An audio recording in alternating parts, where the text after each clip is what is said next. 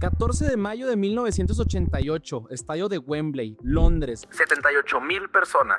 De un lado, Liverpool, los campeones de Inglaterra, el mejor equipo de la década, la máquina roja, favoritos absolutos para levantar la FA Cup, el torneo de copa más viejo del mundo. Del otro lado, un club que hacía 11 años jugaba en ligas amateur. Un club sin dinero, sin estadio grande, con una banda de jugadores tan salvajes que la prensa los apodó The Crazy Gang, la pandilla de locos. Se peleaban entre ellos en el vestidor, así como tu equipo en la liga mía que juegas. Le quemaban la ropa a los novatos. Uno de ellos, Vinnie Jones, después se volvería actor de Hollywood haciendo de matón, que la neta no tenía que actuar mucho. Ese equipo se llamaba Wimbledon. Minuto 37, un tiro libre, un cabezazo de un tal Laurie Sánchez y el balón entra. 1-0, segunda mitad. Liverpool tiene un penal para empatar, lo cobra John Aldridge, que no fallaba nunca, y el portero de Wimbledon, Dave Besant, un vato que medía como una torre de vigilancia, se estira y lo ataja. Primera vez en la historia que un portero detiene un penal en una final de FA Cup. Suena el silbato y el Wimbledon gana 1-0 contra el Liverpool. El comentarista de la BBC suelta la frase que quedaría para siempre: The Crazy Gang have beaten the Culture Club. Y para los del CONALEP, la pandilla de locos le ganó al Club de la Cultura. El club más improbable de Inglaterra acaba de ganar el trofeo más importante que un equipo así puede ganar. Estaban en la cima. 14 años después, este club ya no iba a existir. No porque quebró, no porque descendió al olvido, sino porque alguien, legalmente, con papeles firmados y con toda la ley y la bendición de la Federación Inglesa, se lo robó. Se lo llevó a otra ciudad a 100 kilómetros y le cambió el nombre. Y aquí es donde la historia se pone buena, porque los aficionados, contra ese robo, hicieron algo que en más de 100 años de fútbol inglés nadie había hecho. Y sin proponérselo, terminaron contestando una pregunta que suena de niño, pero no lo es. ¿Qué es un club de fútbol? ¿El nombre? ¿Los trofeos? ¿El estadio? ¿O algo que cabe en un camión de mudanza?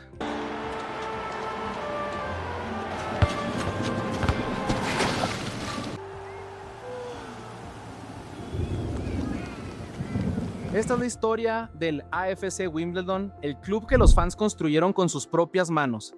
Guárdate la pregunta porque al final vas a tener la respuesta. Quédate porque necesitas escuchar esto completo. Antes de comenzar, déjame explicarte una cosa, porque si no, la mitad de esta historia pues no te va a pegar, la neta.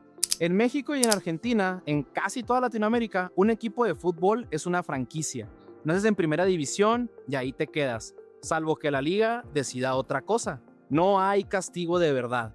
En Inglaterra no. En Inglaterra el fútbol es una escalera, una pirámide gigante. Y agárrate, porque hay más de 20 niveles. Arriba de todo está la Premier League, que todo el mundo la conocemos. Y abajo hay ligas de pueblo donde el portero es el carnicero de la esquina. Y los vestidores son literalmente un tráiler estacionado junto a la cancha. Y todos esos niveles están conectados. Si quedas último, bajas. Si quedas campeón, subes. Nivel por nivel. Eso quiere decir que, en teoría, un equipo fundado por 11 güeyes en un parque puede ir subiendo año con año, hasta llegar arriba. Suena fantasía, yo lo sé, pero ahorita vas a ver que no lo es. Acuérdate de este detalle: en Inglaterra un club puede empezar desde abajo, es lo único que necesitas tener en la cabeza. Pero, ahora sí, el Wimbledon. Wimbledon es un barrio del suroeste de Londres, sí, el mismo del tenis. El club de fútbol se fundó en 1889, hace más de 130 años, con el nombre más aburrido posible: Wimbledon Old Central. Durante casi toda su vida fueron un equipo amateur. Nadie, ni de broma, los volteaba a ver. Hasta que en 1977 los eligieron para entrar a la Football League, o sea, el fútbol profesional de verdad. Debutaron en la cuarta división, el sótano del profesionalismo. Terminaron en el lugar 13. Un equipo, pues, más del montón. Y entonces pasó algo que no tiene mucha explicación. Empezaron a subir y subir y subir. En 4 temporadas pasaron de la cuarta división a la primera, la élite. El equipo del carnicero jugándole de tú a tú al Liverpool y al Manchester United. Y no de relleno, porque en 1988 ganaron la FA Cup, lo que viste en la intro. O sea, para que dimensiones, es como si un equipo de la liga de expansión, la Java y Brava, por ejemplo, en 4 años llegara a primera y le ganara la final de la Copa al América, con el Carnicero de portero. No pasa, o bueno, no debería de pasar, pero pasó. A ese ascenso los ingleses le dicen con cariño The Rise. Wimbledon era la prueba viviente de que la escalera funcionaba, de que un club chiquito con un estadio destartalado llamado Plough Lane y una afición fiel de barrio podía comerse a los gigantes. Guárdate ese nombre, Plough Lane, porque va a regresar y te va a doler. Y aquí empieza la parte fea, y como toda parte fea en el fútbol, empieza con dinero e inmobiliarias. Plough Lane, el estadio de Wimbledon, era viejo, de verdad viejo, y en 1989, en un estadio inglés lleno pasó una tragedia, el desastre de Hillsborough, donde murieron 97 personas aplastadas y el gobierno sacó un reporte, el Taylor Report, que obligó a todos los clubes grandes a tener estadios modernos con asientos sin gradas de pie. Plough Lane no cumplía. Modernizarlo costaba una fortuna que Wimbledon no tenía. Entonces, en 1991 tomaron una decisión que en su momento sonó temporal y que a la larga fue el principio del fin. Vendieron Plough Lane a una cadena de supermercados por 8 millones de libras y se fueron a rentar. Vendieron su casa para salir de un apuro. Y como todo el que vende su casa para salir de un apuro, acabaron sin resolver el apuro y encima sin casa. Se mudaron a Selhurst Park, el estadio del Crystal Palace, otro equipo a 10 kilómetros. Ahí jugamos mientras conseguimos estadio nuevo, dijeron. Nunca consiguieron estadio nuevo, pasaron 1 año, 2, 5, 10 años de invitados en la casa de otro. Un club sin casa es un club sin raíz y un club sin raíz es fácil de arrancar. Ahora, ¿quién era el dueño de todo esto? Un libanés llamado Sam Hammam, personaje carismático, excéntrico, querido por la afición durante años, pero en 1997 Hammam vendió el 80% del club a 2 empresarios noruegos. No voy a decir los nombres porque la neta están complicadísimos, pero aquí van a aparecer. Quédate con que eran 2 noruegos con mucho dinero y cero conexión con un barrio del sur de Londres. Para ellos, Wimbledon no era un club, era un renglón en una hoja de Excel. En el año 2000, Hammam vendió el 20% que le quedaba a los noruegos y se lavó las manos. 3 meses después, Wimbledon descendió de la Premier League y ahí, sin la lana de la primera división, sin estadio propio, con dueños que lo veían como inversión, el club quedó a merced de una idea que ya llevaba años rondando. Una idea que venía de un lugar que no tenía absolutamente nada que ver con Wimbledon. Una ciudad llamada Milton Keynes. Milton Keynes es una ciudad rara. La construyeron desde cero en los años 60. Planeada, con glorietas por todos lados. Ordenada, sin alma, a como 80 kilómetros al norte de Londres. Y no tenía un equipo de fútbol grande, nunca lo había tenido. Ahí entra el villano de esta historia, o el visionario, según a quien le preguntes. Se llama Pete Winkelman, promotor musical convertido en desarrollador inmobiliario. Winkelman tenía un plan de negocios precioso, construir un enorme desarrollo comercial en Milton Keynes, tiendas, un IKEA, lo que quieras. Y de engancho, meterle un estadio de fútbol profesional. El problema es que un estadio sin equipo es una bodega cara. Necesitaba un club que ya existiera y convencerlo de mudarse. Y aquí está el detalle que te dice todo sobre el personaje. Winkelman no quería a Wimbledon en específico. Le ofreció el proyecto a quien fuera. Le tocó la puerta al Luton, al Barnet, al Crystal Palace y al Queen's Park Rangers. Literal, andaba de puerta en puerta como vendedor de aspiradoras. Buenas, ¿no gustan un estadio nuevo? Nomás múdense 80 kilómetros y abandonen toda su afición. ¿No? ¿Ustedes? ¿Tampoco? Bueno, aquí les dejo mi tarjeta. El único lo suficientemente desesperado, sin estadio y con dueños que solo querían salir del problema fue Wimbledon. En agosto de 2001, el presidente que los noruegos habían puesto, un tal Charles Koppel, hizo el anuncio oficial. Wimbledon se muda a Milton Keynes. La afición explotó, y con toda razón. Piénsalo, te dicen que tu equipo, el del barrio donde creciste, se va a mudar a una ciudad de concreto a 100 kilómetros a jugar para gente que en su vida ha oído hablar de ustedes. No es una mudanza, es un secuestro con acta constitutiva. Los aficionados hicieron lo único que podían, dejaron de ir, la asistencia se desplomó, de un promedio de más de 17,000 personas por partido cayeron a menos de 8,000, un boicot masivo. Si se lo van a robar, no vamos a pagar el boleto del camión de la mudanza. pero había un obstáculo legal. Mover un club de ciudad no era normal, nunca se había hecho, así en el fútbol inglés. Tenía que aprobarlo una comisión especial de la federación, 3 personas, 3 votos. El futuro entero de un club de 113 años en manos de 3 señores en una sala. Y lo que esos 3 señores dijeron es la razón por la que hoy estás viendo este video. 28 de mayo de 2002, la comisión de 3 personas da su veredicto. Se llamaba Raj Parker, Steve Stride y Alan Turvey. 2 votaron a favor de la mudanza, 1 votó en contra. 2-1, con eso bastó.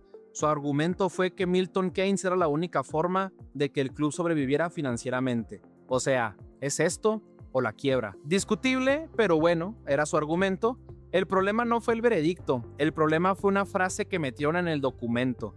Los aficionados habían propuesto una alternativa obvia. Si de plano se llevan a este club, déjennos fundar uno nuevo, aquí, en Wimbledon, con otro nombre. Y la comisión por escrito respondió que fundar un club nuevo así will not be in the wider interest of football. De nuevo, para los del CONALEP, no sería en el interés más amplio del fútbol. Un grupo de aficionados a los que les están arrancando su club de las manos dicen, déjenos empezar desde nuevo, desde abajo, por nuestra propia cuenta, sin molestar a nadie. Y la autoridad del fútbol le responde que eso no sería en el interés más amplio del fútbol. O sea, ¿me estás diciendo que mudar un club 100 kilómetros para llenar un centro comercial, eso sí es en el interés del fútbol? Pero unos fans queriendo reconstruir lo suyo con su propio esfuerzo, eso no. Esto fue el peor error de relaciones públicas en la historia de la federación, porque esa frasecita condescendiente no apagó a los aficionados, los encendió, se volvió su grito de guerra, hicieron playeras con la frase. Años después quisieron ponerle a una tribuna de su estadio The Wider Interest of Football Stand, la tribuna del interés más amplio del fútbol. Puro sarcasmo embotellado y guardado como combustible. Porque 2 días después de ese veredicto, el 30 de mayo de 2002, los aficionados de Wimbledon hicieron oficial lo que la comisión dijo que no debían hacer. Fundaron su propio club. Le pusieron AFC Wimbledon y lo montaron sobre una idea radical. El club sería propiedad de los aficionados, de nadie más. Crearon una organización, el Don'ts Trust, con una regla escrita en piedra. Los aficionados siempre serían dueños del mínimo del 75% del club. Para siempre. Nunca más un noruego con un Excel, nunca más un Winkelmann tocando a la puerta. Karl Marx estaría muy orgulloso de estos fans, la neta. Pero bueno, bonito el manifiesto, pero había un problema chiquito. No tenían jugadores, no tenían entrenador, no tenían liga, no tenían absolutamente nada más que rabia y una idea. Entonces hicieron lo que haría cualquiera. Pusieron un anuncio abierto. Pruebas para cualquier futbolista sin equipo. Preséntate. 29 de junio del 2002, en un parque llamado Wimbledon Common, llegaron 230 personas a probarse. 230 desconocidos, contadores, estudiantes, albañiles, exjugadores que ya nadie quería, adolescentes con un sueño. De esos 230 salió el primer equipo de la historia, AFC Wimbledon. Imagínate el nivel de organización. Un señor con una libreta en medio de un parque viendo a 230 güeyes correteando para armar un equipo de fútbol profesional desde el aire. Es un casting de teatro comunitario, pero el premio es reconstruir la dignidad de todo un barrio. Los metieron en la 9ª división. 9. Para que te ubiques donde es eso, es fútbol amateur puro. Jugadores que no cobran o cobran una miseria. Canchas con gradas de lámina, rivales que se llamaban cosas como Sandhurst Stone. El club que hacía hace 14 años le ganaba a Liverpool ahora renacía en el mismísimo fondo de la pirámide. Su primer partido de verdad fue un amistoso de pretemporada el 10 de julio de 2002 contra un equipo llamado Sutton United. Y para que veas que esto no es un cuento de hadas de Disney o algo así, perdieron 4-0. 4-0 en su debut. El club renacido de las cenizas, la gran historia de amor de la afición inglesa, salió a la cancha y les metieron 4 sin despeinarse. Prácticamente les dieron la bienvenida al fútbol de verdad a estos señores. Pero, y aquí está el detalle que lo cambia todo, a ese partido amateur en una cancha de nada fueron 4.657 personas. 4.657 a ver un amistoso de 9ª división de un equipo que acababa de existir. Esa es la diferencia. Milton Keynes tenía el estadio, el nombre, los trofeos, la historia en el papel, pero Wimbledon tenía a las 4.657 personas. Tenía lo único que de verdad no se puede comprar ni robar: la gente que va, los aficionados. Y ahora, acuérdate de la regla que te dije al principio, la escalera. En Inglaterra, si ganas, subes. AFC Wimbledon empezó a ganar, y no tantito. En su segunda temporada armaron una racha que sigue siendo récord absoluto del fútbol inglés profesional: 78 partidos de liga seguidos sin perder. Así es, 78, entre febrero de 2003 y diciembre del 2004. Este equipo de desconocidos no perdió un solo partido de liga en casi 2 años. Nadie en ninguna división de Inglaterra ha igualado eso. Y con esa base empezaron a trepar la escalera, escalón por escalón. Novena división, salen campeones y suben. Octava, suben. En la séptima, suben. En el 2008, en la Conference South, campeones y suben. 2009, a un paso de la Football League. Cada ascenso, un año, cada año, más gentes en las gradas. El club se compró su propio estadio, Kingsmeadow, para dejar de ser inquilinos como lo fue el Wimbledon viejo. Aprendieron la lección. Primero, la casa. Y entonces, el 21 de mayo de 2011, la final del playoff para subir a la Football League, o sea, para volver al fútbol profesional de verdad. Rival, Luton Town, sede, el estadio del Manchester City. Terminaron 0-0, se fueron a penales, y en la tanda, el AFC Wimbledon ganó 4-3, 9 años, 5 ascensos. De la novena división del fútbol profesional, es el ascenso más rápido de la historia para llegar a la Football League. Nadie lo ha hecho más rápido. De 230 desconocidos en un parque a un club profesional en 9 años. Mientras tanto, ¿te acuerdas de la frase? No sería en el interés más amplio del fútbol, pues el interés más amplio del fútbol acababa de ascender a patadas y todavía faltaba lo mejor: el día en que estos fans en una cancha se toparan cara a cara con el club que les robaron el suyo. Mientras el AFC Wimbledon subía, ¿qué pasaba con el club robado? Te voy a dar la perspectiva. En 2004, el equipo mudado a Milton Keynes se cambió oficialmente el nombre a Milton Keynes Dons, que lo han de conocer como MK Dons. Se quedaron con los colores, los trofeos, los registros. En papel, ellos eran la continuación de Wimbledon. Ellos ganaron la FA Cup de 1988. Ellos eran el Crazy Gang. Y eso, para la afición, era lo más insoportable de todo: que un club de concreto en una ciudad planeada se colgara medallas que ganó el carnicero de Plug Lane. Pero pasó algo interesante. La presión fue tan brutal, boicots, otros aficionados de toda Inglaterra negándose a reconocerlos, que en 2007 MK Dons por fin parpadeó. El 2 de agosto de 2007, Pete Winkelman en persona entregó todos los trofeos, las fotos, las memorias de Wimbledon FC, incluida una réplica de la FA Cup, al municipio de Merton, que es donde está Wimbledon. Los devolvió a casa y firmaron un acuerdo. De ahí en adelante, MK Dons solo podía reclamar como suya su historia a partir de agosto de 2004. Todo lo anterior, los 115 años, el ascenso, la FA Cup, el Crazy Gang, no les pertenecía. El propio club que se robó la historia admitió por escrito que no era suya. La gloria de Wimbledon le pertenece a Wimbledon. Es como si el ladrón regresara a devolver el cuadro y firmara una hoja que dice: sí, esto no fue mío. El robo se consumó, pero el alma no se pudo transferir. El alma se quedó en el barrio. Y ahora, el momento que toda la afición esperaba desde 2002, el día que AFC Wimbledon, los fans, se enfrentaran en la cancha a MK Dons, el franquiciazo. Y aquí te voy a contar la verdad. No es una versión de película, porque el fútbol de verdad no siempre te da, pues, el final que tú quieres. Y esta parte del guión original la contaban al revés.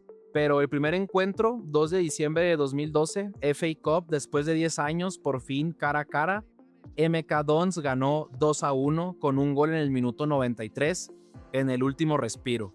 Así es, duele. 10 años estabas esperando este partido, era la narrativa perfecta, servida en bandeja, y el villano te gana en el último minuto. El primer partido de liga entre ellos en 2016 también lo ganó MK Dons 1-0.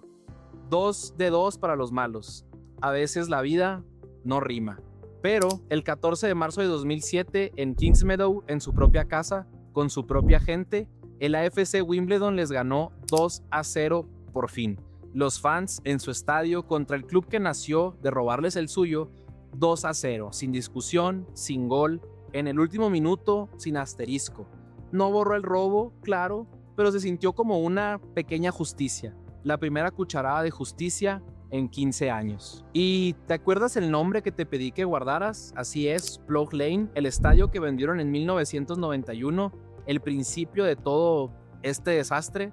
El 3 de noviembre de 2020, 18 años después de nacer en un parque, AFC Wimbledon inauguró un estadio nuevo. ¿Adivina dónde? En Plough Lane, a 250 metros del sitio exacto donde estaba el estadio original que perdieron, prácticamente en el mismo terreno. Volvieron a casa, a la calle donde todo empezó.